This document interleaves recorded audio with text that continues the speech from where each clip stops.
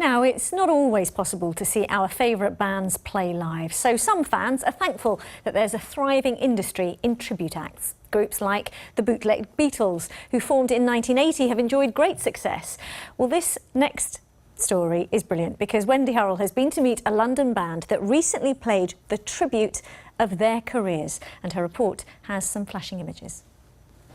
The band in question is Pearl Jam. And now it might surprise you to know that I was quite into the Seattle grunge scene of the 90s. But for those of you less familiar with the music, this is what was blaring from behind my bedroom door.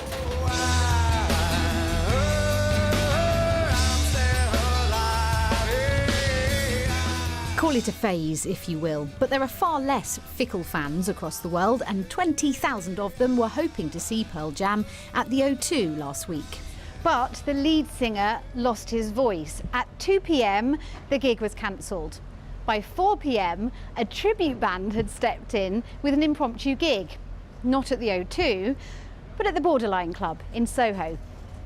It sold out in minutes, faster than the real band when they debuted here in 1992.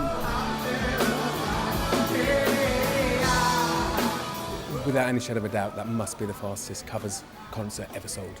We've actually emailed Guinness Book of Records to find out the truth, if that is a record that we can lay claim to.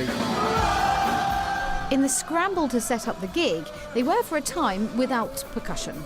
So you almost had Pearl Jam's drummer come play here? Yeah. Well, he said no, but... Then I got to get all my stuff together, tell my wife I'm not going to be home to put the kids to bed and bath. She kindly let me go back into London in the car.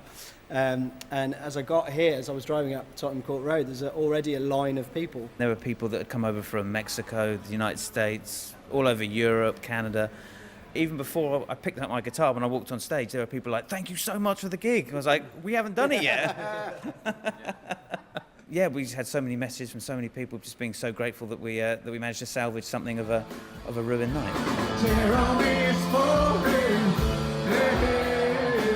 For fans who've seen their favourite band play live nearly 20 times, how did Pearl Jam with 2 M's compare? In many respects, it was the gig that we've always wanted to see. I was a little bit young to see them in the sort of early 90s. The mosh pit, if you will, was pretty brutal, and I think a lot of us are still quite bruised from it all. I've had friends that have tried to do covers and play songs, and they do all right, but no, these guys were spectacular, properly good. Pearl Jam proper has rescheduled the O2 gig for the 17th of July. Will there be a tribute to their tribute? Wendy Hurrell, BBC London News.